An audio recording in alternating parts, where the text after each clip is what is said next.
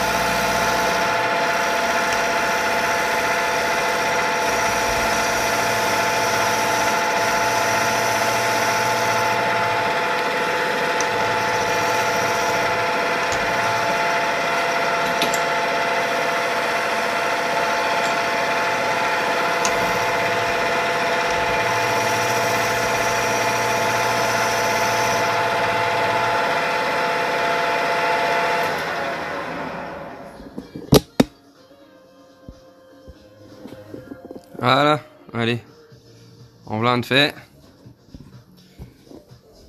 Je passe au deuxième, j'ai changé de plan de vue hein, par rapport à ce que tu as pu déjà voir peut-être sur la chaîne hein, pour l'usinage là. J'espère que ça va te plaire, hein, je trouve ça assez sympa en tout cas.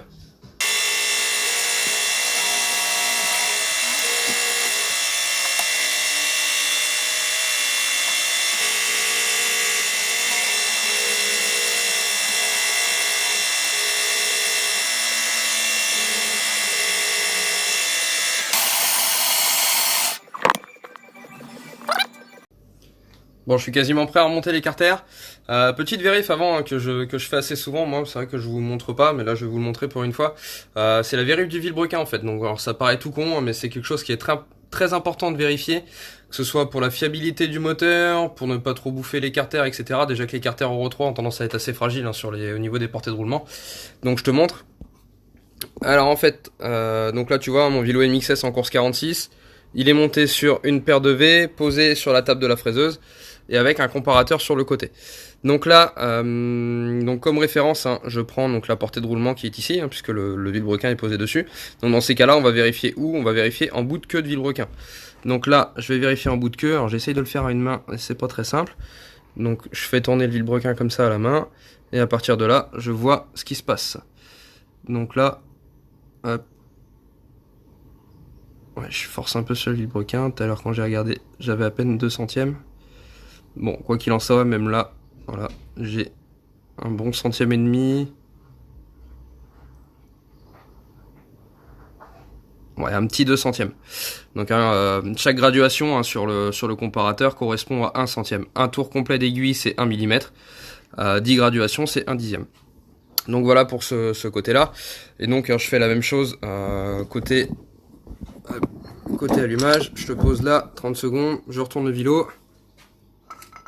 Hop. Je remets ça comme il faut. Voilà. Tac. Et donc, je fais la même chose. Et de l'autre côté, je crois tout à l'heure j'avais 2 centièmes et demi. Je dis pas de bêtises. Ouais, mais ah non, même pas. J'ai inversé les deux côtés, c'est celui-ci qui était à 1 centième. Donc là, clairement, on considère que le vilebrequin est parfait pour le remontage. Donc maintenant, moi, je vais remettre le vilebrequin dans ses carters. Et puis finir de remonter le moteur. Je pense que là, ouais, j'ai moyen de le finir pour ce soir. Et puis on se retrouvera après un petit peu plus tard pour remettre le moteur en bas ensemble. Bon les amis, on est à la fin de ce vlog. Bon, en ce qui me concerne, moi du coup c'est bon, le bas moteur hop, est déjà remonté. Donc voilà, hein, avec la petite galette, oui. Pignon de 18 pour Derby, ça existe. Faut les trouver, mais ça existe. Donc voilà, hein, bon, bah, tout ce qu'il y a de plus standard, hein, le bas moteur remonté, le cylindre qui est à côté, tac tac, voilà.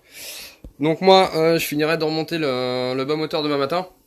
Et là, entre temps, dans l'après-midi, j'ai pas pu finir le moteur. En fait, j'ai un collègue qui est passé. Je vais vous montrer avec quoi. Vous allez voir un petit truc sympathique. On va remonter. Enfin, on va remettre déjà sur ses roues demain.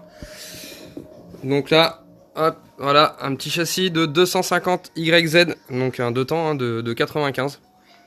Donc on a tous les roulements à remonter, etc. dessus. Et puis la remettre sur ses roues avec une paire de jantes super motard toute neuve et tout. Enfin, voilà, tout full roulement neuf partout. Direction, on a déjà changé là le roulement de colonne ici.